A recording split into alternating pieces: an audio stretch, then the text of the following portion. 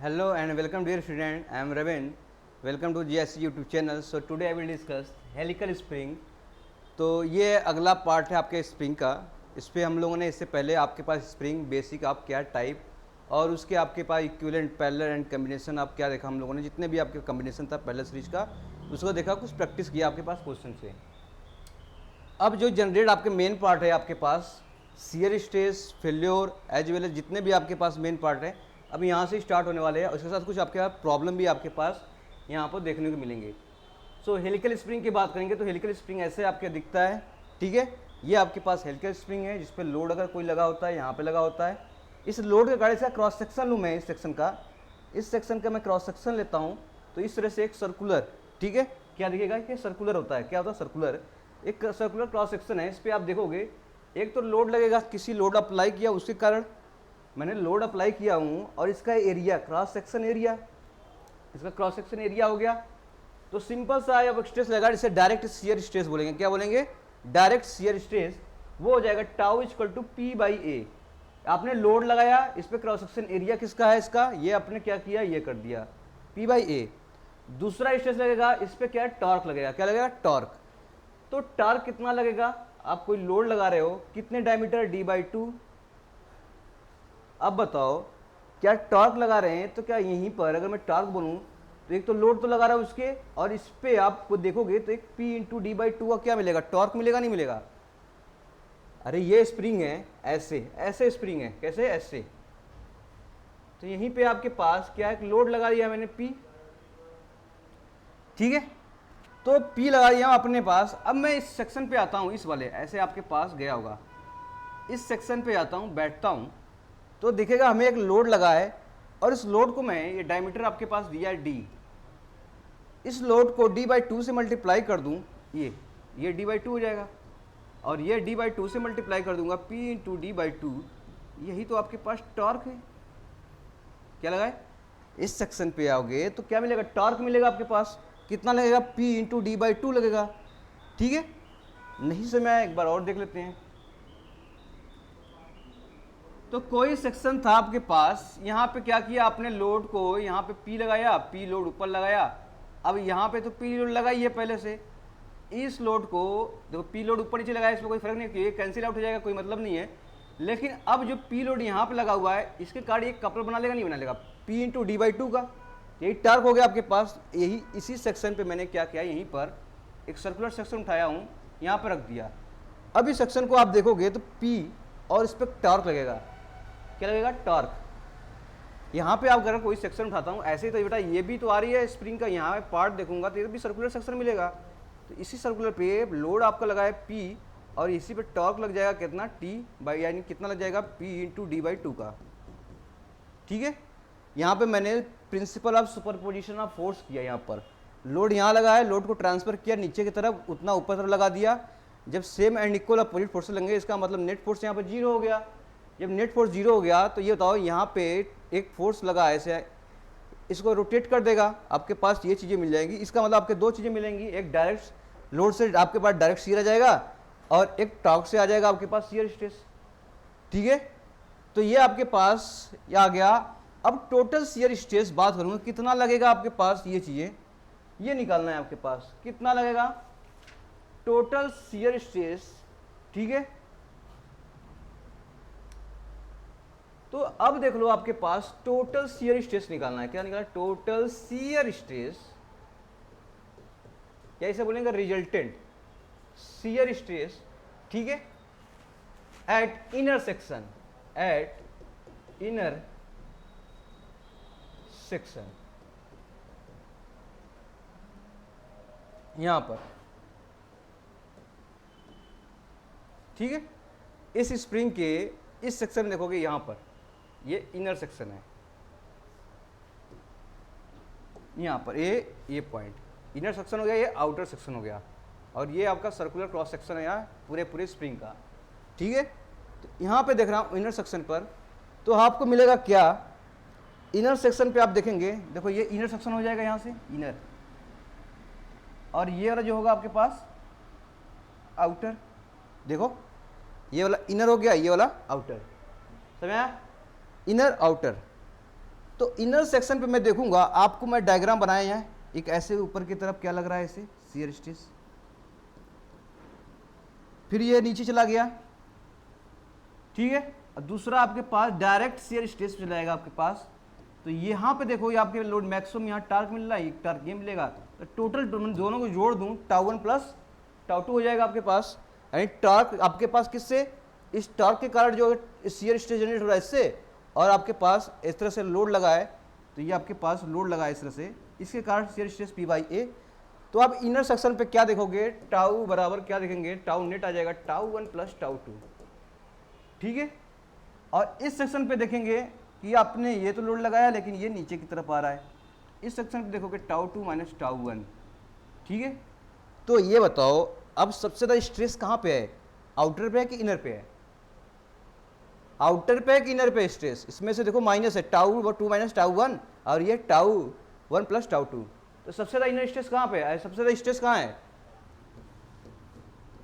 है, तो सबसे ज़्यादा देखो ये आपके पास स्ट्रेस हो रहा है, इसमें दोनों जुड़ रहे हैं, τ1 प्लस τ2, और इसमें शियर स्ट्रेस घट रहे हैं। मान लो इसका 10 आ गया कि 5 आ गया, कितना हो जाएगा आपके पास, 5 खींचेगा, और 10 एक 5 आया, इसमें क्या हो जाएगा 15। तो सबसे ज़्यादा कितना है आपके पास, कहाँ पर है, इनर सेक्शन पे। तो कोई भी अगर आपके पास मैक्सिमम शियर स्ट्रेस कहाँ, इनर सेक्शन पे है, तो स्प्रिंग कहाँ से फेल होगा, इनर पे होगा कि आउटर से, इनर कहाँ फेल होगा, इनर से आउटर से होगा कि इनर से। तो हमेशा जो फेल होगा स्प्रिंग, स्ट्रेस ज़्यादा है, स्ट्रेस ज़्यादा है तो कहाँ से फेल होगा आपके पास, इनर सेक्शन। तो यहाँ से अगर मैं बोलूँ आपके पास,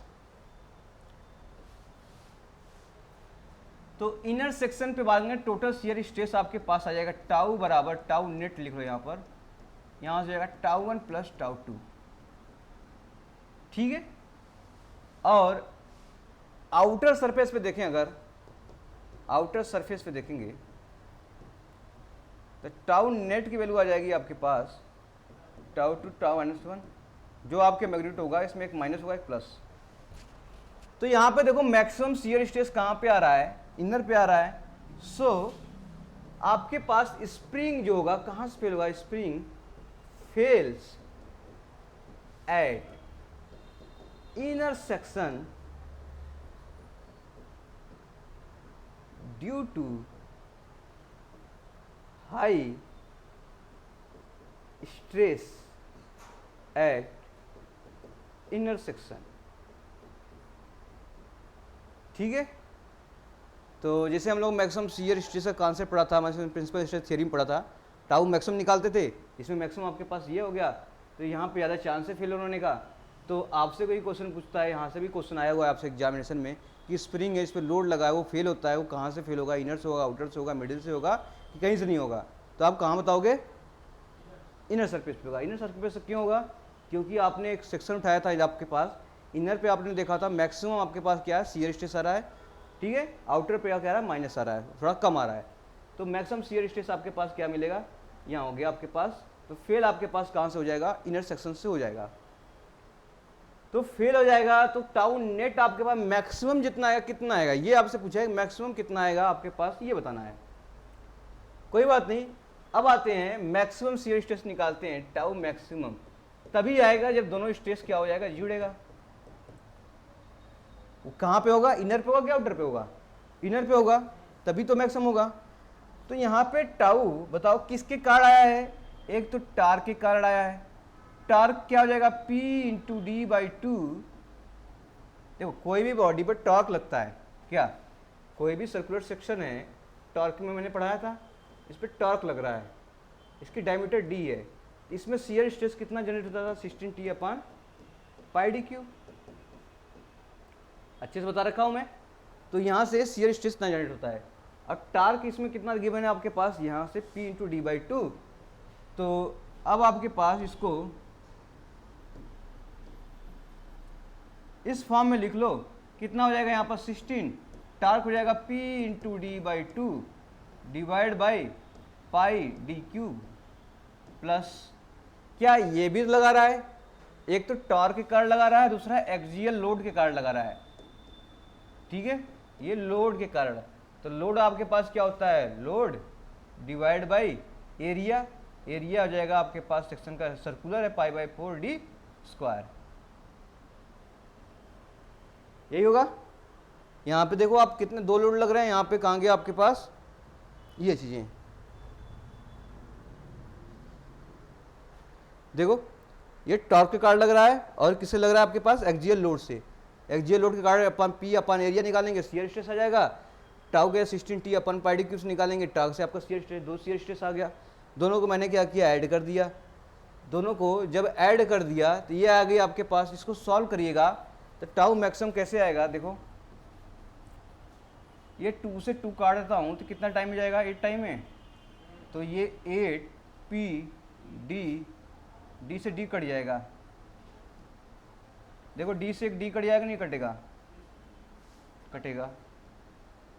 तो 8p अपान पाई d स्क्वायर प्लस, इसको 4 ऊपर भेज दो तो 4p हो जाएगा अपान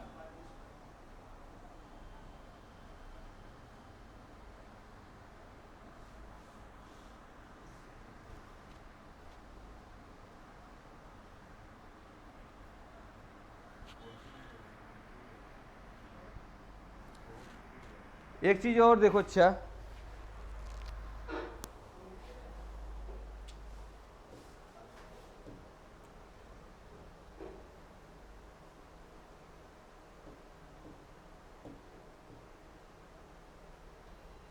एक चीज और कॉन्सेप्ट समझो, उसके बाद हम इसे सॉल्व करेंगे।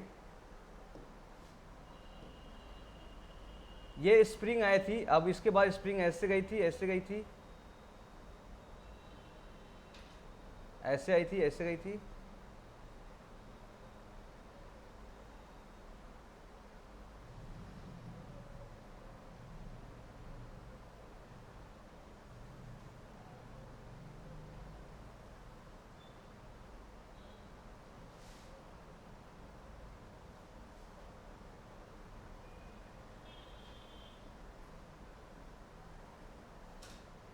ठीक है, ये स्प्रिंग थी आपकी। तो यहाँ पे जो सेक्शन मिलेगा इस तरह circular,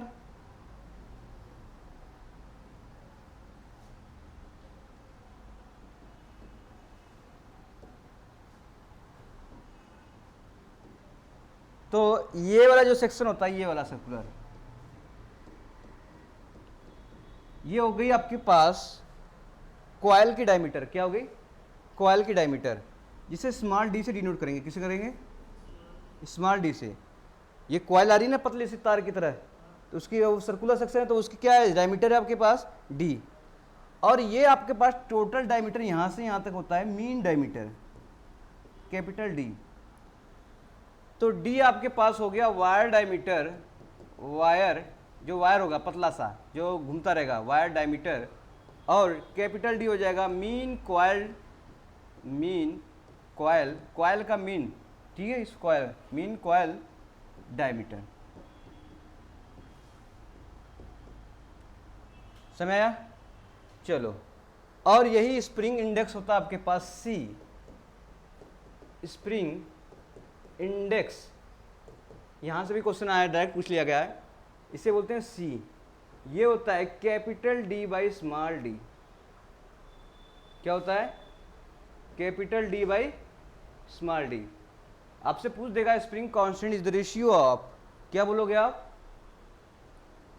ratio of mean coil diameter to wire diameter. ठीक है, लिखा हुआ है यहां पर देखो, mean it is spring index is the ratio of mean coil diameter to wire diameter. और ये वैल्यू हमेशा क्या होगी, ग्रेटर देन, क्योंकि मीन कॉइल का डायमीटर बेटा ज़्यादा होगा और ये छोटा सा आपके पास क्या हो जाएगा, वायर डायमीटर। इससे डिवाइड करेंगे, इसकी वैल्यू आ जाएगी, सी की वैल्यू क्या आ जाएगी, ग्रेटर देन 1।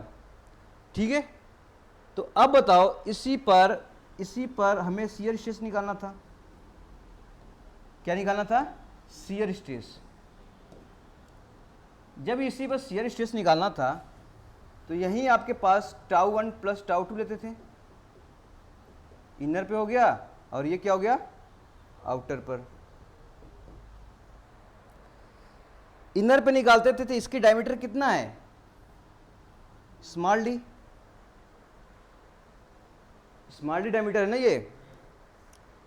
ये डायमीटर स्मॉल डी है। लोड आपने लगाया था यहां पर, ये देखो P, लोड यहां लगाया था। अब यहां पे टॉर्क निकालना था, तो torque P into capital D by 2 हो जाएगा। क्या हो जाएगा? अरे मीन कॉइल का आधा डायमीटर निकालेंगे ना, ये टोटल है आपके पास, तो ये आधा हो गया, यही तो डिस्टेंस निकालना है आपको, ये वाला ये, तो P इंटू डी बाई 2। तो अब आपके पास निकालो शियर स्ट्रेस कितना हो जाएगा। पहले के लिए टाउ 1 प्लस टाउ 2, तो टॉर्क के कारण कितना हो जाएगा, टाउ नेट या मैक्सिमम की बात करेंगे, कितना हो जाएगा, पाई क्या हो जाएगा, P into 16, P into D by 2 अपान पाई। ये डायमीटर कौन सा वाला होगा, वायर का होगा, याद रखना, नीचे वाला, ये वाला जो डायमीटर इसका लेंगे, ये वाला, ये इस पे लोड टॉर्क इस पे ऐसे लग रहा है ना, देखो ये ऐसे, कोई बॉडी पर टॉर्क लगता है, टॉर्क लग रहा है, तो 16t अपान पाई डी क्यूब, तो ये हो जाएगा 16t अपान पाई स्मॉल डी का क्यूब। डी आपके पास वायर डायमीटर है, समझ लीजिए। तो आपके पास ये हो जाएगी स्मॉल डी का क्यूब प्लस दूसरा P बाई ये लोड आपके पास लग रहा है अपान, ये हो जाएगा pi by 4 small D square. Capital D बस आएगा टॉर्क लेते वक्त, क्योंकि आपके पास मीन कॉइल डायमीटर से ऐसे ले रहे थे D by capital D by 2, किससे, कैपिटल डी बाई 2। तो अब आपसे 2 से 2 कट गया, कितना हो गया 8, ये हो जाएगा 8 P डी अपान पाई डी क्यू प्लस 4 P अपान पाई डी स्क्वायर। ठीक है, अब आपके पास ये चीजें आ गई। अब कॉमन लेते हैं 8P, क्या कॉमन ले लें, यहां से कॉमन ले लो,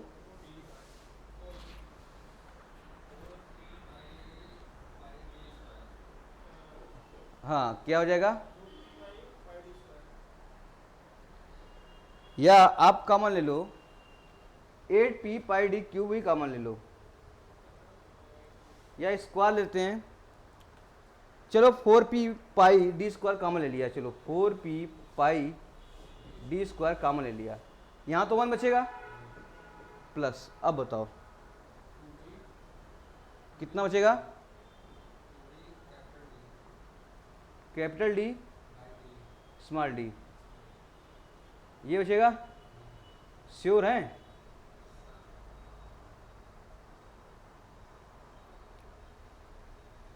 ये बचेगा।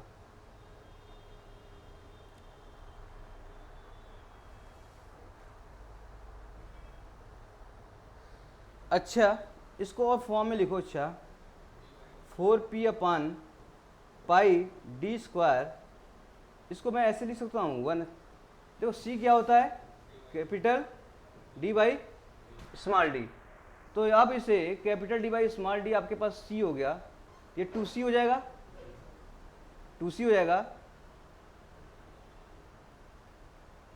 2C हो जाएगा ना जी।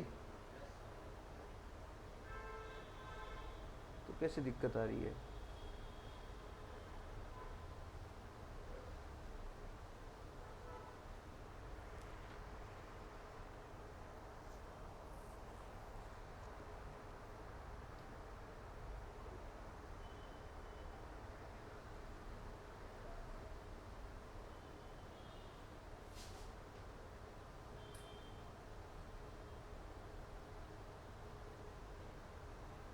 अच्छा आपने 8PD पाई डी कब कॉमन ले लो, अच्छा पूरा पूरा ले लो, आपने क्या किया है 8PD अपान पाई डी कॉमन ले लिया, चलो पूरा पूरा, तो यहाँ बचेगा 1। अब बताओ अच्छा कुछ आएगा बन के, कुछ तो डिवाइड पड़ेगा, अपने डिवाइड कर दिया तो कटेगा, कुछ बनेगा 1/2, ये हो जाएगा पाई डी स्क्वायर डी,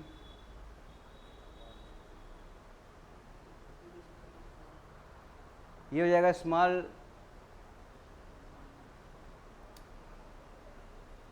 ये D बाई आ जाएगा स्मॉल डी, ऐसा बनेगा, ये याद रखो, सही है। ये हो जाएगा 8PD upon pi D cube, small D cube पर 1 + 1 अपॉन 2c। तो ये आ जाएगा टोटाउ मैक्सिमम आपके पास, ये आ जाएगा। और इसी को बोलते हैं शियर स्ट्रेस फैक्टर। क्या बोलेंगे?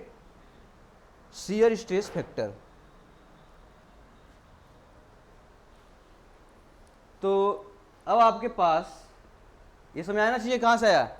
आपने 8PD पाई डी को भी कॉमन ले लिया, तो आपके पास डिवाइड करेंगे 4 2 या 2 नीचे आ जाएगा, पी कट जाएगा, डी बेटा ऊपर चला, आपके पास कहाँ जाएगा? नीचे रहेगा, D small D by capital D जाएगा, डी को नीचे लिया होगा तो capital D by small D.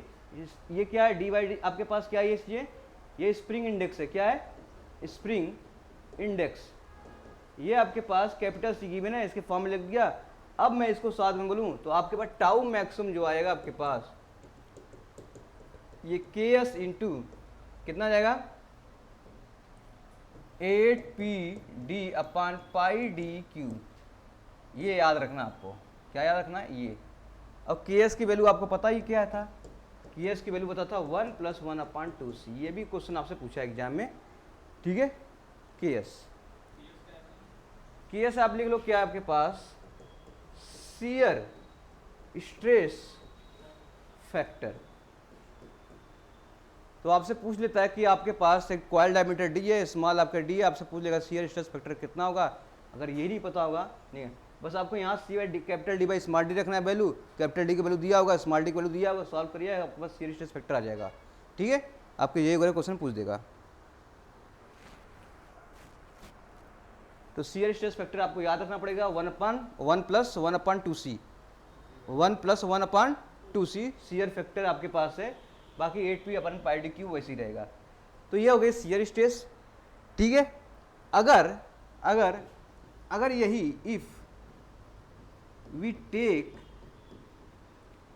अगर स्प्रिंग में कर्वेचर की बात करूं, स्प्रिंग ऐसे आपके पास हेलिकल टाइप में होता है ना, तो उसका भी कर्वेचर होगा कि नहीं होगा। तो अगर मैं कर्वेचर को मैं लेता हूं, अगर इस केस में कर्वेचर को नेग्लेक्ट कर दिया हूं, ठीक है। अगर मैं कर्वेचर को लेता हूं तो we take a curvature of spring, ठीक है। अगर मैं कर्वेचर के स्प्रिंग को लेता हूं तो वहां पे एक फैक्टर आएगा, वॉल फैक्टर। क्या बोलेंगे? तो वॉल, WHA वॉल्स फैक्टर, जिसे बोलेंगे KW। इसकी प्रैक्टिकल वैल्यू होती है आपके पास, ये बहुत बार पूछा गया था, अनलिमिटेड क्वेश्चन पूछता है इससे, ठीक है। क्या पूछता है? अनलिमिटेड।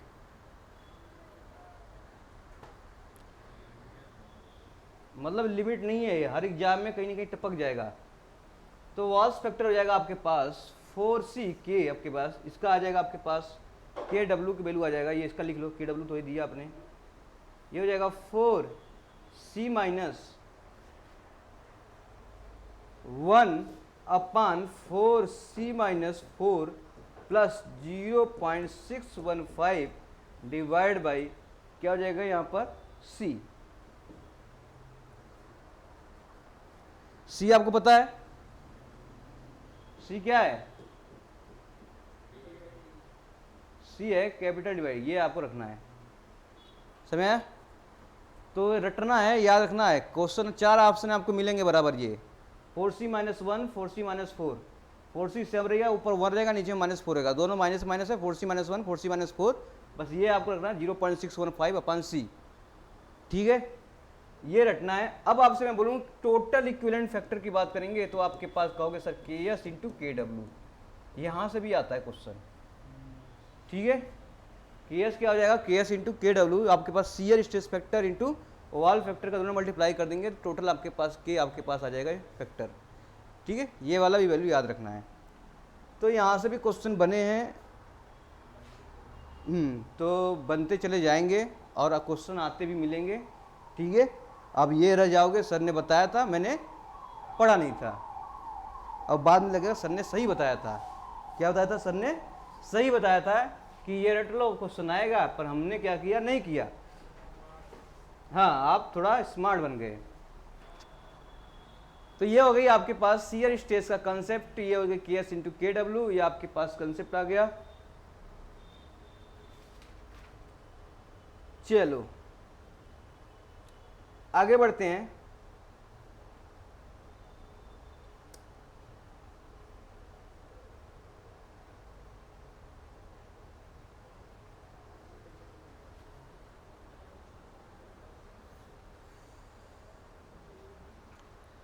अब बात करते हैं डिफ्लेक्शन की, स्प्रिंग कांस्टेंट की वैल्यू और डायरेक्ट फार्मूला याद करते हैं चीज़ों को लेकर।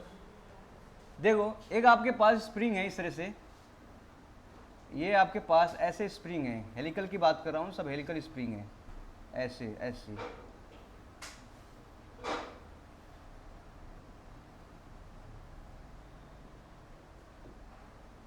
ये हेलिकल स्प्रिंग है, इसकी डायमीटर आपके पास गया है, डायमीटर D है, ठीक है। अच्छा ये बताओ, इसका लेंथ कैसे निकालेंगे? स्प्रिंग ऐसे आपके पास n नंबर ऑफ कॉइल में दिया है, ठीक है, n नंबर में दिया है। ये देखो, अगर ये क्या है, इस तरह से सर्कुलर क्रॉस सेक्शन में मिलता जाएगा, नहीं मिलेगा? सर्कुलर क्रॉस सेक्शन में मिलता जाएगा। तो अब आपके पास क्या मिलेगा, ये डायमीटर जो है ऐसे मिलता जाएगा, ऐसे ये गोला गोला ऐसे मिलता जाएगा। तो ये तो क्या डायमीटर है, capital mean coil diameter, mean coil diameter में पढ़े कैपिटल D।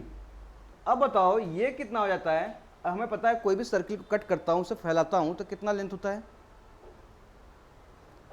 एक सर्किल है, रेडियस R है, यहीं से कट करके इसको फैला दिया तो कितना लेंथ हो जाएगा?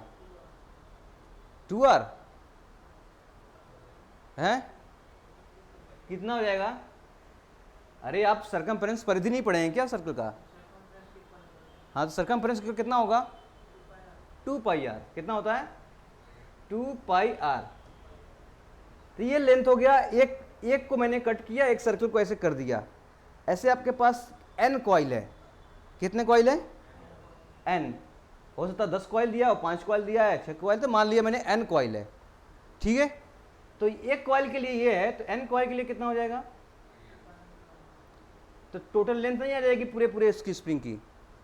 आपने क्या किया, एक सर्कल को उठाया, कट कर दिया, 2πr इंटू n। 2πr आपने क्या किया, एक लेंथ ले लिया। अब ऐसे तो कितने कॉइल होंगे सर्कल में ऐसे से?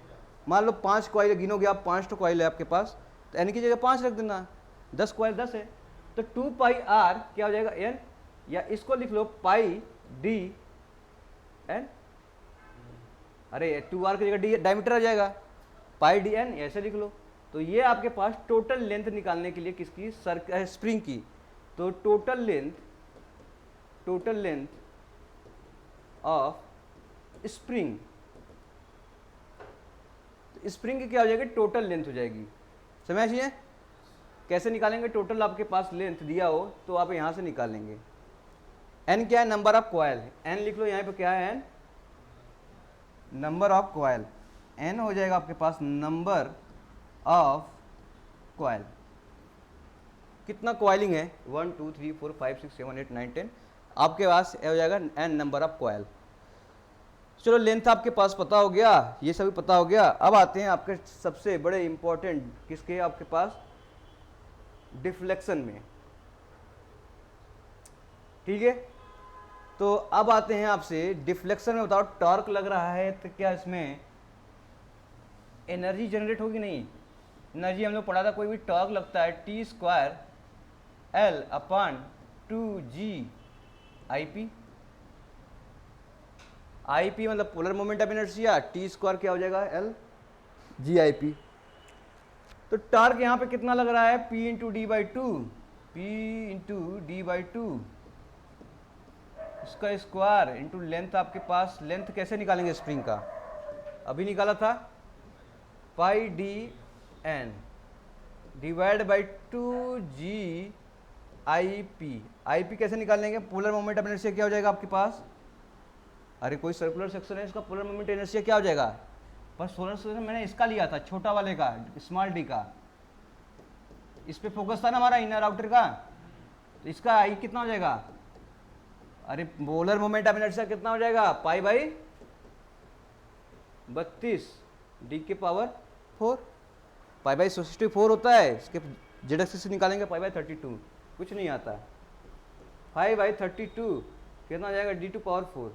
सॉल्व करिए, इसका स्ट्रेन एनर्जी कितना आ जाएगा डायरेक्टली, वो हो जाएगा आपके पास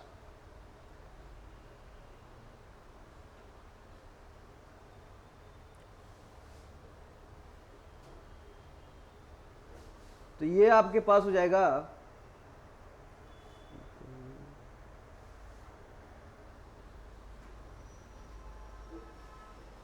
ये आपके पास 32 इंटू 8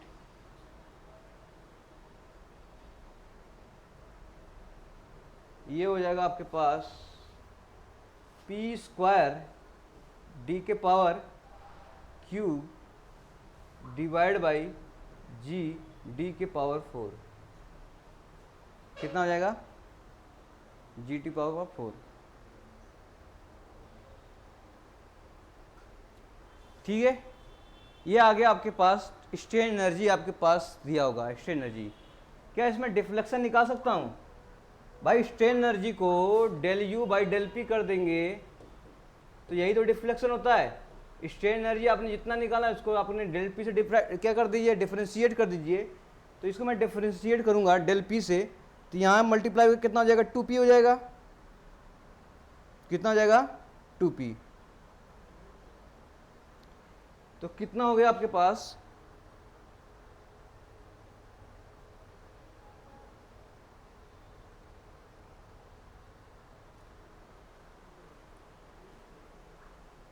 नहीं ये आपके पास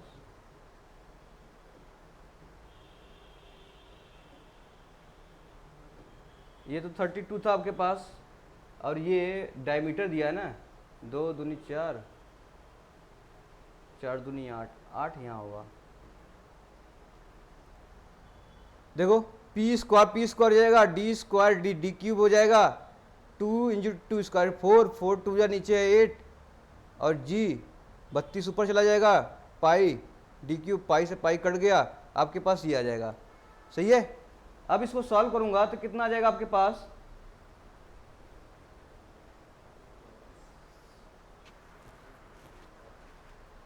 तो अब आपके पास आ जाएगा यहां पर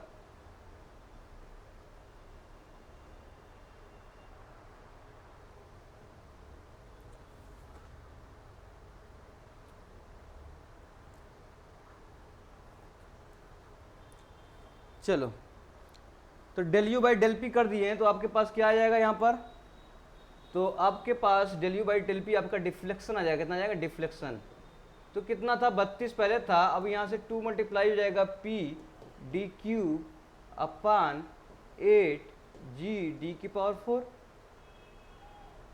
2 से 2 कटा कितना में हो गया,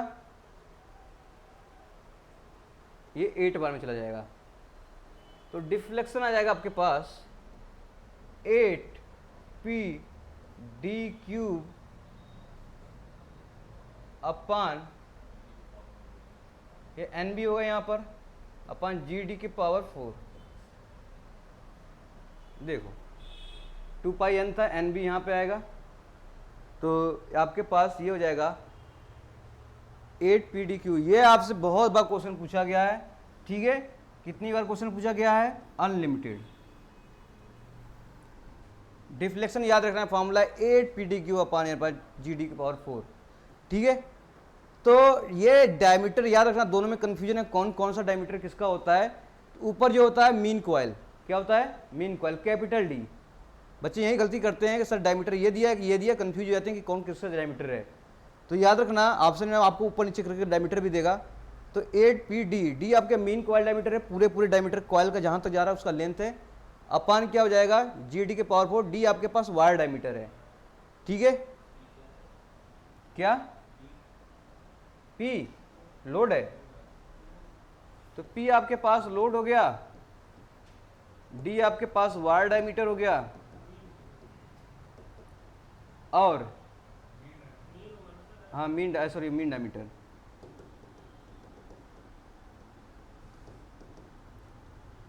मीन डायमीटर हो गया, स्मॉल डी हो गया आपके पास वायर डायमीटर, और क्या हो गया जी, आप जानते ही हो क्या होता है ये, modulus of rigidity, modulus of rigidity, और एन आपके पास हो गया नंबर ऑफ कॉयल। सब कुछ हो गया ना। अब आपसे रेडियस में पूछे आर के टर्म में, तो यहाँ क्या कर देंगे, 2/2 करेंगे, 2r कर देंगे, तो 2 का क्यूब बाहर आ जाएगा, 2 दूनी 4 दूनी 8 8 64, तो कितना हो जाएगा रेडियस के टर्म में, 64 p r क्यूब n अपान जी डी की पावर। दोनों याद रखना, दोनों क्वेश्चन पूछता है, अगर ये याद है तो आप आसानी से कर लेंगे। ठीक है, याद ये रखना है आपको। इसे 5 स्टार 10 स्टार 9 स्टार 12 स्टार जो भी लगाना लगा लो, तो ये आपको खून में बस जाना चाहिए, क्योंकि इसी से क्वेश्चन सब बन जाएंगे। तो आप मुझको पता है, ये बताओ अगर लोड लगा है तो कोई आपके पास डिफ्लेक्शन दिया हो तो इस फॉर्मूला लिख सकते हैं, फोर्स इक्वल टू के इंटू एक्स। तो फोर्स लोड दिया है कि आपसे पूछे स्टिफनेस कितना होगा बताओ, तो क्या P इंटू डेल कर सकता हूं। तो क्या हमें लोड दिया है, डिफ्लेक्शन हमने निकाल चुके हैं, कितना निकाले थे, 8 P D cube N by G D के पावर 4। P से P कट जाएगा तो K की वैल्यू आ जाएगी जी डी पावर 4 ऊपर हिल दो, ये आ जाएगा जी डी पावर 4 अपान 8 डी क्यूब N, ये आ जाएगी आपके पास स्टिफनेस ऑफ स्प्रिंग। तो ये भी क्वेश्चन बहुत बार पूछा गया है, तो हम ये नहीं कहेंगे इसे याद रखना है, हम ये कहेंगे सिर्फ क्या याद रखना है, डिफ्लेक्शन याद रखना है। इससे आप कर सकते हैं, डिफ्लेक्शन की वैल्यू याद रखनी है, बाकी इससे क्या कर लेंगे आप, स्टिफनेस निकालेंगे। स्ट्रेन एनर्जी का फार्मूला पूछेगा तो स्ट्रेन एनर्जी का फार्मूला आपको मेंशन किया हूँ। ठीक है, अगर स्ट्रेन एनर्जी नहीं आता याद, अगर तो ये फार्मूला याद रहेगा तो भी स्ट्रेन एनर्जी निकल जाएगा। स्ट्रेन एनर्जी ये होता है डेल यू पान पी बराबर डिफ्लेक्शन, डिफ्लेक्शन को वैल्यू पता है, इसका मतलब इसके इंटीग्रेट कर दूंगा, इंटीग्रेट कर दूंगा तो पी के पावर 2 चला जाएगा। ठीक है, तो आप निकाल सकते हो, कुछ भी निकाल सकते हो यहाँ से, एक चीज आपको पकड़ लिया उसके बाद उससे करते जाओ और क्वेश्चन होता जाएगा।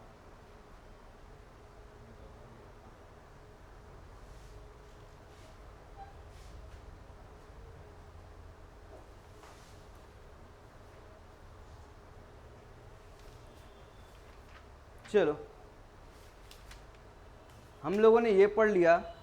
हाँ, एक क्वेश्चन आपसे पूछ लिया जाता है, इसे लीफ स्प्रिंग का क्वेश्चन तो नहीं आता, सिलेबस वगैरह में इतना नहीं है, लेकिन हाँ कहीं कहीं बोर्ड या कहीं कहीं आपसे कोई भी आयोग पूछ लेता है कि क्या बताओ लीफ स्प्रिंग में डिफ्लेक्शन कितना होता है। तो यहाँ से बस लिख लो, फार्मूला इतना ही आएगा आपसे, लीफ स्प्रिंग का डिफ्लेक्शन, मैक्सिमम डिफ्लेक्शन।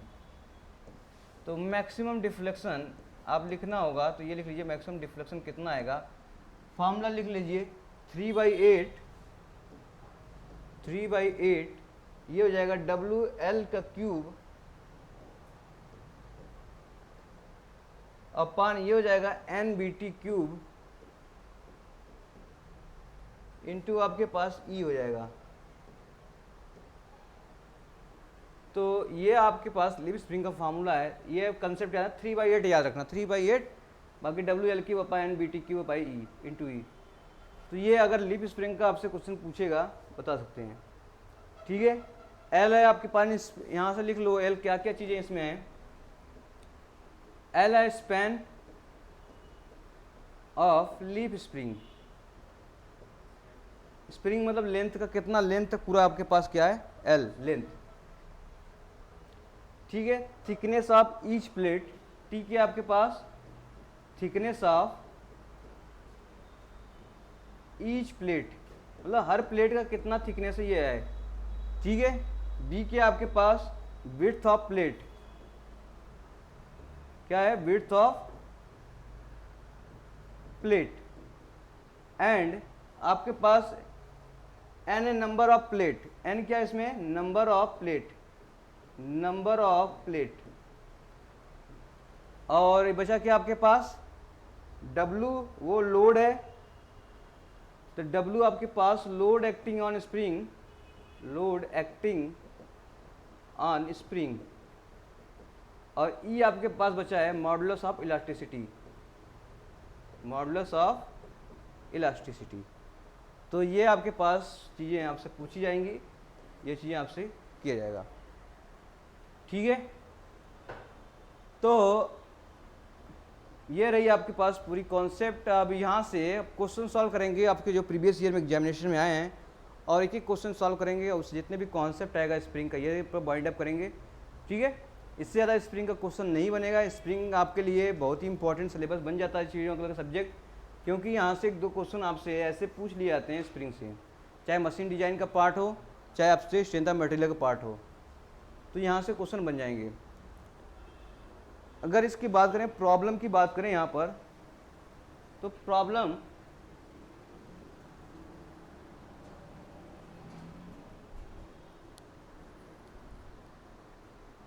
में देखो, प्रॉब्लम करते हैं इसका कैसे कैसे प्रॉब्लम आते हैं आपके पास।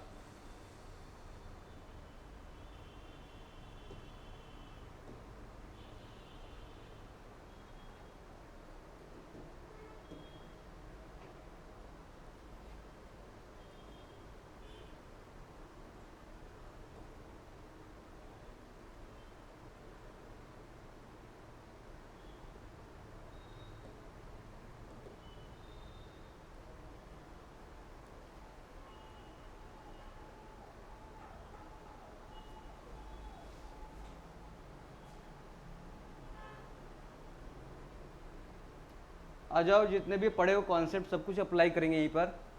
तो क्वेश्चन दिया है, the stiffness of cross close coil helical spring subjected an axial load W is equal to. तो स्टिफनेस पूछा है, क्या पूछा है आपसे? स्टिफनेस पूछा है। तो स्टिफनेस का फार्मूला याद नहीं है, कोई बार डिफ्लेक्शन का फार्मूला याद है? तो डिफ्लेक्शन का फार्मूला हमको पता था 8P/d³ अपॉन GD के पावर 4। तो फोर्स जो W आपके पास लोड क्या है W, तो यही तो लोड बराबर K इंटू क्या होता है डिफ्लेक्शन, ठीक है। अगर आपको क्या करना है, इसमें लोड से डिवाइड कर दूं तो W डिवाइड बाई डिफ्लेक्शन, तो आप W आपके पास ये डिफ्लेक्शन आपने पढ़ा है 8P/d³ अपॉन GD के पावर 4, ठीक है। तो लोड P है जो इसके W के बराबर कट जाएगा, तो आपके पास आ जाएगा GD के पावर 4 डिवाइड बाई 8d³, ठीक है। इसमें डायमीटर टर्म मैंने दिया है, किसमें दिया है? रेडियस टर्म में। तो यहीं से ले लो 2r कर दो, 2r कर दो तो 2³ बाहर जाएगा, तो 2 दूनी 4 दूनी 8 8 कितना हो जाएगा 64। तो GD के पावर 4 डिवाइड बाई 64 क्या हो जाएगा R³ इंटू N। तो कौन सा आया? ये ऑप्शन क्या आ जाएगा? मैच कर जाएगा, समझ आया? तो देखो ऐसे ही क्वेश्चन क्या बनेंगे आपसे बनते रहेंगे। In the calculation of induced shear stress in the helical spring, the wall correction factor is usually take off। जो wall जो होता है करेक्शन फैक्टर पढ़ाया था केवल KW, तो वो कब लेते हैं बताओ, कब लेते हैं? Combination of action transverse shear stress and bending stress. Wall factor कब लेते थे हम? जब स्प्रिंग का combination effect of bending stress and curvature of wire, combined stress effect of transverse shear and curvature of wire, combined effect of torsional shear stress and transverse. तो D option देख रहे हो, टॉर्जनल शियर लेते थे और shear और किसके लिए? कर्वेचर। नहीं जी, ये नहीं होगा ना, ये कर्वेचर के लिए क्या बोले, बेंडिंग स्ट्रेस तो नहीं होगा। तो ये transverse shear and curvature. Bending कहाँ हो जाएगा? बेंडिंग में कहाँ से आया? उसमें हम टॉर्क लेते थे ना, टॉर्क शियर स्ट्रेस निकालते थे टाउ 16T/πd³ से, याद है? वो शियर स्ट्रेस होता था टॉर्क। जब कोई भी आपके पास बॉडी में टॉर्क लग रही है वो शियर स्ट्रेस होता है 16T/πd³। तो बेंडिंग स्ट्रेस थोड़ी निकाल रहे हैं, ट्रांसवर्स शियर स्ट्रेस निकाल रहे हैं। एंड कर्वेचर आपको पता है, तो कौन सा हो जाएगा आपके पास? सी ऑप्शन करेक्ट हो जाएगा। क्वेश्चन दिया, a long helical spring having spring stiffness of 12 kN and number of turn 20 break into parts when stiffness of the resultant spring will be। अब बताओ, तो क्वेश्चन दिया है कि हेलिकल स्प्रिंग है जिसकी स्प्रिंग कांस्टेंट कितना दिया है, के वैल्यू कितना दिया है 12, एंड नंबर ऑफ टर्न मतलब number of coil, number of turn का मतलब क्या, नंबर ऑफ कॉयल, एन की वैल्यू कितना दे रखा है 20। तो लगा break into 2 parts, then stiffness of resultant spring will be. तो कितना हो जाएगा, देखो कोई बात नहीं, आपको बस इतना पता है कि कोई भी स्प्रिंग का स्टिफनेस दिया हो उसे 2 पार्ट्स में डिवाइड कर दें तो उसकी कितनी बढ़ जाती है, कितना बढ़ जाता है 2K। तो इसमें कितना हो जाएगा आपके पास, सिंपल सा ये है,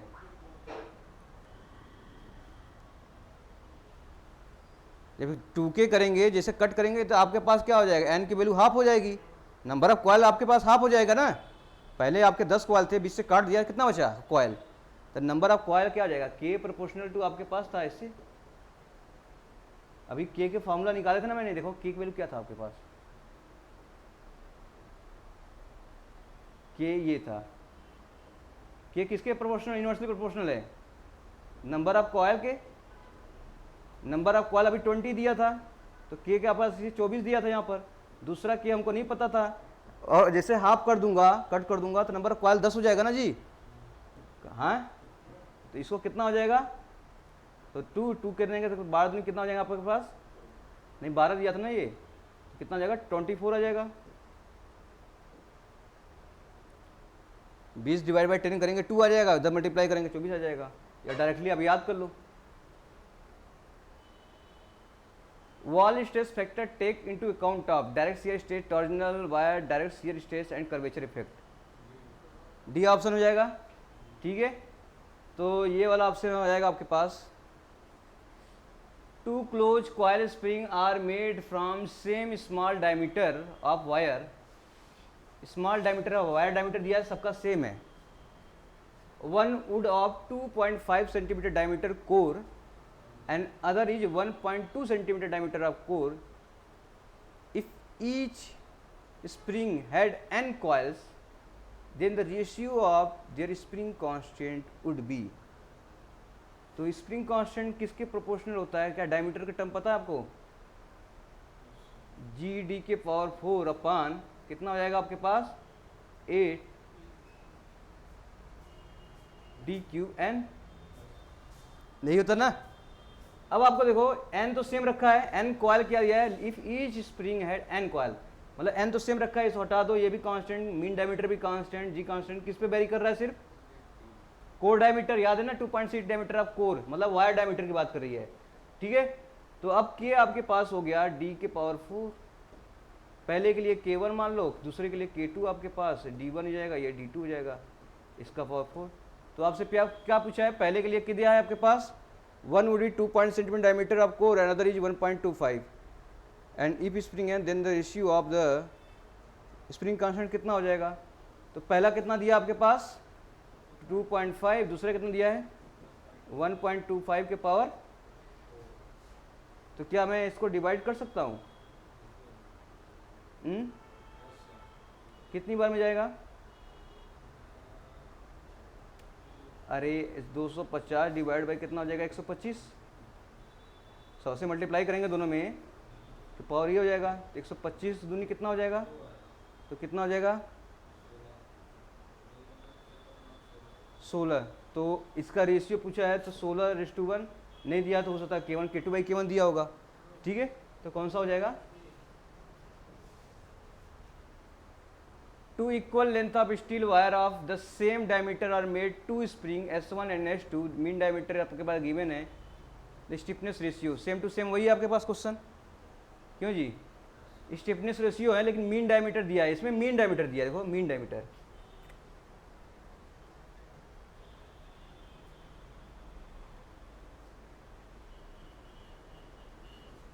ठीक है। 2 इक्वल लेंथ इक्वल दिया है, steel wire of the same diameter, steel wire का डायमीटर भी, वायर डायमीटर भी सेम दे रखा है, and 2 spring S1 and S2 of mean diameter इतना इतना, तो कोई बात नहीं, जो S1 बेटा ये स्प्रिंग कांस्टेंट है, ये कितना हो जाएगा, ये डायमीटर किसके क्यूब के हो जाएगा प्रोपोर्शनली, अरे ये देखो ना स्प्रिंग कांस्टेंट, ये देखो किसके क्यूब क्या है, ये सेम है, ये सेम है, ये सेम है, सब सेम है, तो किसके इनवर्सली प्रोपोर्शनल होगा? मीन डायमीटर के हैं। तो क्वेश्चन यहीं से आएंगे, ज़्यादा कुछ वेरिएशन नहीं आएगा, इसी पे एक वेरी कर देगा, एक कर देगा। अब आपको क्या करना है, फार्मूला अगर ये था तो आप कर लेंगे। S2 क्या दिया है प्रोपोर्शनली D2Q, तो D1 S1 S2 का रेशियो पूछा है, तो आपके पास ये डायमीटर कितना है, नीचे 75 हो जाएगा, ऊपर कितना हो जाएगा, तो 60 डिवाइड बाई क्या हो जाएगा, 75 का क्या हो जाएगा। देखो ऐसे क्वेश्चन पूछेंगे बराबर। ये देखो दिया है आपके पास, ऐसे क्वेश्चन दिया है, पता था मैंने। तो वॉल फैक्टर है ये, वॉल फैक्टर को डिजाइन करना है स्प्रिंग के कॉस्ट में, तो कैसा हो जाएगा, कौन सा ऑप्शन हो जाएगा, 4C-1 4C-4, बी ऑप्शन, याद है यहाँ 4 होगा। In helical spring is half the length of spring is stiffness, क्या होगा, if this helical spring is half in length, the spring stiffness क्या हो जाएगा, डबल हो जाएगा।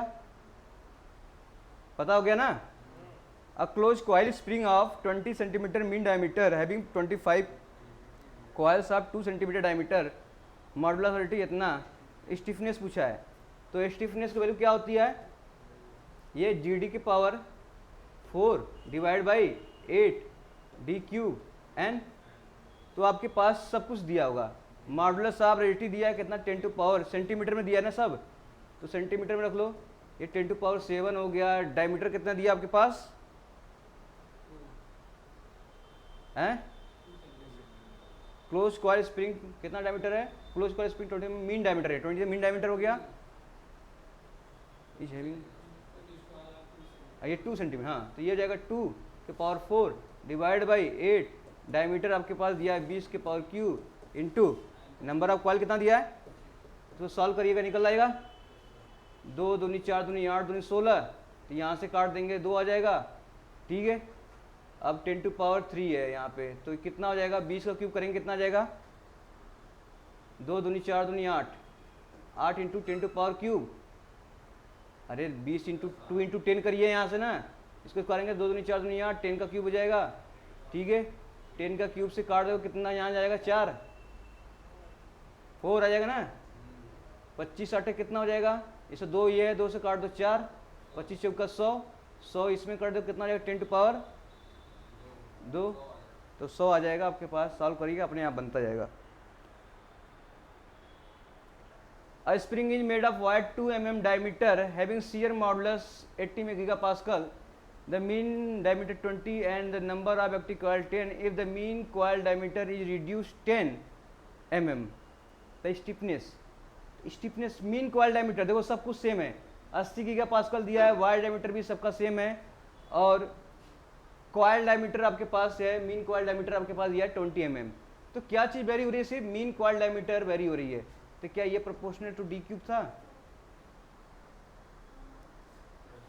हैं?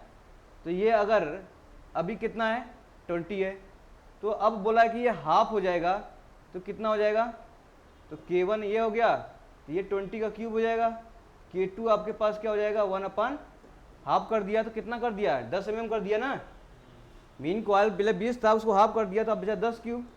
अब इन दोनों का रेशियो ले लो, तो पूछा क्या है, स्टिफनेस अब स्प्रिंग इंक्रीज, तो K2 कितना हो जाएगा, K2 बाई K1 कर दीजिए, तो 1/10 क्यूब अपॉन 20 का क्यूब हो जाएगा, तो कितना हो जाएगा, 2 दूनी 4 दूनी 8, K1 आपके पास हो जाएगा, तो इंक्रीज बाई 8 टाइम्स। समझ आया। तो क्वेश्चन देखो यही है, एक वेरी करेगा एक बोलेगा, if coil is cut into 2 half the stiffness cut will be, क्या हो जाएगा, when the three spring are series having stiffness इतना इतना इतना the equivalent stiffness सीरीज में बोला है, तो क्या करेंगे 1/30 प्लस 1/20 प्लस 1/12 बराबर 1/K इक्विवेलेंट। इसका एलसीएम निकालेंगे, K इक्विवेलेंट निकाल सकते हैं, तो बिल्कुल आपसे क्या बन जाएगा question, the ratio of total load on the spring to get maximum deflection is called, total load ratio पूछा ना, total load to maximum deflection equal to called spring constant. तो स्प्रिंग लाइफ स्प्रिंग रेट दिया ना ये, तो question देखो क्या पूछ रहा है, in designing of helical gear spring index is usually taken, इसे याद रखना है आपको 5, ठीक है, इतना याद रखना है, 5 से ज़्यादा लेते हैं, जनरली लेते हैं। अ स्प्रिंग ऑफ स्टिफनेस दिया आपके पास इतना mounted on the top of second spring, stiffness what will deflection under the action of 500 Newton. देखो एक क्वेश्चन दिया है कि स्प्रिंग स्टिफनेस दिया कितना दिया है 50, इज माउंटेड मतलब कहाँ पर रखा गया है, top of the second spring, इसको इस पे सेकेंड स्प्रिंग के टॉप पे रख दिया गया जिसका स्टिफनेस है 100, तो ये किस में हो जाएगा। और ये बोला है कि what will be deflection under the action of load, मान लो लोड लगा है 500 न्यूटन का, तो इसका के इक्विवेलेंट निकाल लें, तो 1/50 प्लस 1/100 का कितना हो जाएगा 100, एलसीएम ले लो 2 प्लस कितना हो जाएगा आपके पास 1, तो इसका इक्विवेलेंट हो जाएगा 100/3, क्योंकि 1/k इक्विवेलेंट रही है ना, इसको पलटेंगे तो 100/3 आ जाएगा के इक्विवेलेंट। तो आप बताओ कितना डिफ्लेक्शन हो गया, फोर्स बराबर क्या होता है के इंटू डिफ्लेक्शन, तो लोड अगर दे देखा कितना 500 डिफ्लेक्शन, तो के आपके पास पूछा है, ये दिया आपके पास 100/3, तो ये आपका कट जाएगा 5 3 कितना आ जाएगा 15 आ जाएगा mm, समझ आया। तो इससे ज़्यादा बाहर क्वेश्चन नहीं है, बस कुछ यही है, आप जितना प्रैक्टिस करेंगे सब कुछ ऐसे ही रहेगा। If a uniform pitch helical compressible spring having K is cut half, the spring constant either of resulting to smaller spring will B.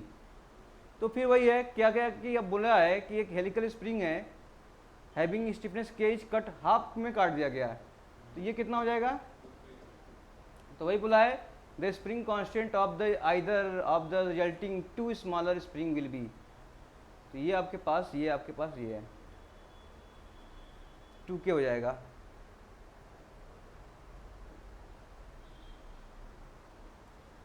Lip spring का फार्मूला पढ़े थे जस्ट अभी, तो 3/8 WL/E/NBT³,